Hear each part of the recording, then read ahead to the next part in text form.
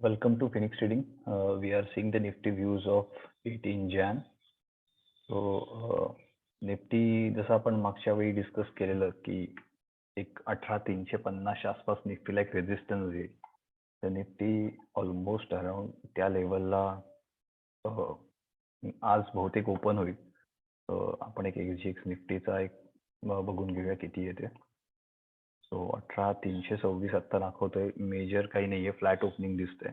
But I still feel की 18,350ला एक resistance आहे, जो या कॅन्डलचा हाय होता. आपण ड्रॉइंग हाईड केलेत. I will reveal again.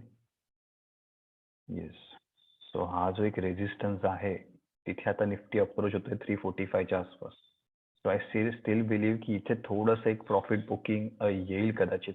आज मार्केट कदाचित थोडंसं एक फ्लॅट किंवा एक पॉझिटिव्ह कडे ओपन होऊन कदाचित परत एक विक्री येऊ शकते. But good thing is that की मार्केटने परत हायर लोजचं स्ट्रक्चर बनवायला सुरुवात केली आहे. So for a while I will remove all the drawings. Okay. So you see, market has started making higher lows. So it's a really good structure actually. जे swing लोज आहेत ते आता आपले सपोर्टचं काम करणार आहेत. सो फॉर मी निफ्टीचा सपोर्ट हा आहे. आणि इथे एक इम्पॉर्टंट गोष्ट अशी आहे की इथे गॅप पण एक क्रिएट झालेला आहे. हा जो गॅप आहे तो अजून फुलफिल झालेला नाहीये. अजून इथे टच झालेला नाहीये. तो ही गॅप अजूनही ओपन आहे. सो इथे कुठेतरी मार्केट अजूनही एक जनरली गॅप्स असतात ते चांगल्या सपोर्टचं काम करतात. फक्त रिटेस्टिंग होतं एक त्याच्यावर आणि परत एक तिथून अप मूव्ह सुरू होते. तर निफ्टीमध्ये जर काही प्रॉफिट बुकिंग आलं तर मला वाटत नाही की ते 18,000च्या खाली निफ्टी इथून आता जाईल इमिजिएट.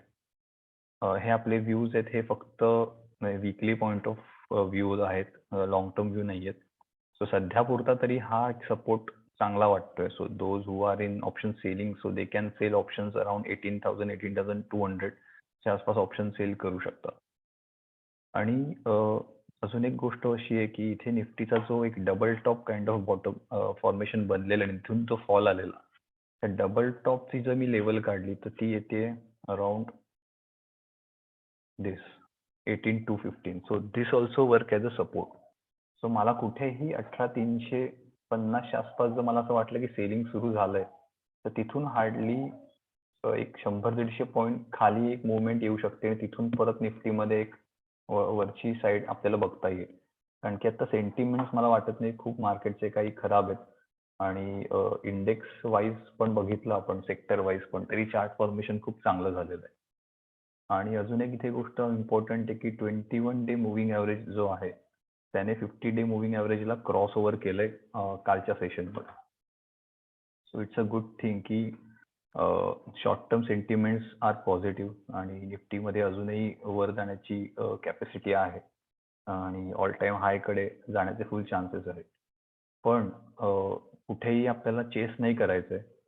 आपल्याला मी जसं म्हटलं तसं की बेअर मार्केटमध्ये ब्रेकआउट आपण चेस करतो आणि बेअर मार्केटमध्ये ब्रेकआउट आपण करतो आणि बुल मार्केटमध्ये बाय ऑन डिक्लाइन करतो. सो जिथे कुठे मला डिक्लाइन मिळेल आता तर मी त्या डिक्लाइनच्या आसपास कुठेतरी खरेदी करायची संधी मला मिळेल. एक तर 18,215च्या आसपास, किंवा तिथेही जर तो सपोर्ट तुटला आणि या 1-2 दिवसात परत एक सेलिंग आलं तर साधारण 18,100च्या आसपास मला कुठेतरी निफ्टीमध्ये एक बाईंगची संधी मिळू शकते. सो या लेवल आहेत आजच्या किंवा पुढच्या आठवड्यातल्या. सेक्टर वाईज मला एक मेटल सेक्टर आपण जे डिस्कस केलेलं होतं की या रेंजमध्ये मला यायला हवं होतं, कारण की आपण डिस्कस केलेलं की there are multiple supports out here, right. आणि एक्झॅक्टली तसंच बिहेव करून आणि तो त्या एक्झॅक्टली त्या लाईनवरच तो ट्रेड करतोय. इफ यू सी क्लोजली, काल त्याने लो खाली केला पण तिथून डिमांड आली आणि वरती जाऊन क्लोज झाला, त्या झोन मध्ये जाऊन क्लोज झालाय. So these are the minute details, these are not just the lines. ह्याला काहीतरी इम्पॉर्टन्स आहे आणि ह्याला ट्रेडिंग तुम्ही करू शकता ह्याचा वापर करून या नॉलेजचा. सो निफ्टी मला जसं हवं होतं मेटल सेक्टर तसं त्या रेंजमध्ये आता येतंय.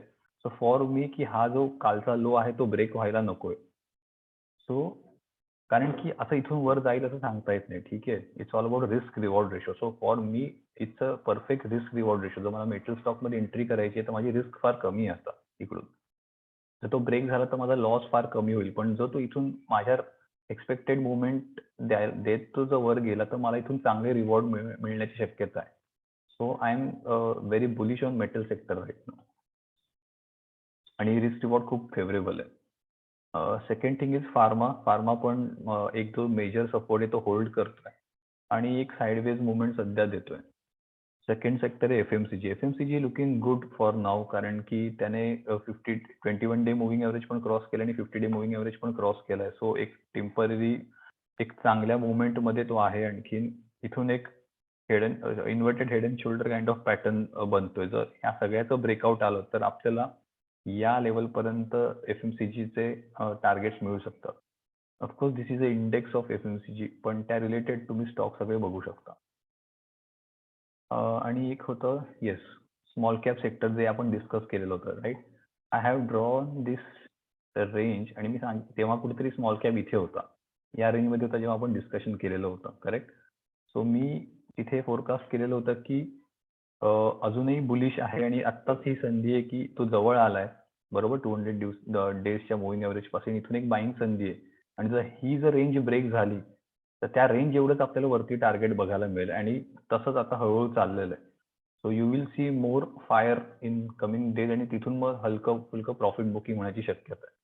सो स्मॉल कॅप सेक्टरचे जर तुमच्याकडे स्टॉक असतील तर साधारण इथे एक प्रॉफिट बुकिंग करायला हरकत नाही त्याच्यामध्ये.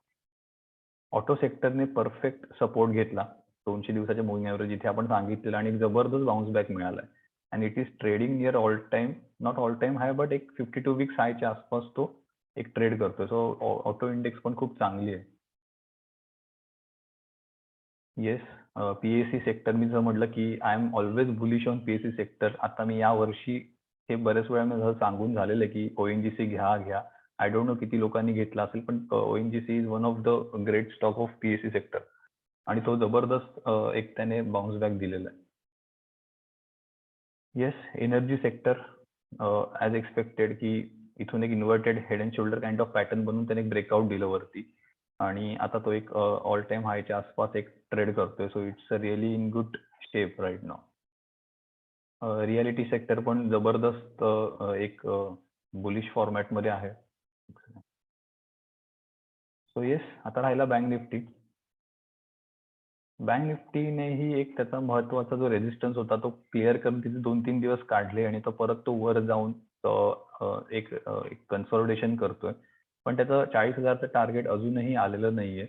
सो आय एम होपिंग की ते लवकरच येईल बँक्समध्ये कारण की बँकिंग चार्ट खूपच अंडर परफॉर्म करतात सध्या तरी. So I am waiting to bank Nifty reach around 40,000.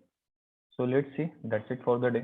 If you have any message, if you have any query, you can definitely message me and consult your financial advisor while investing. Thank you.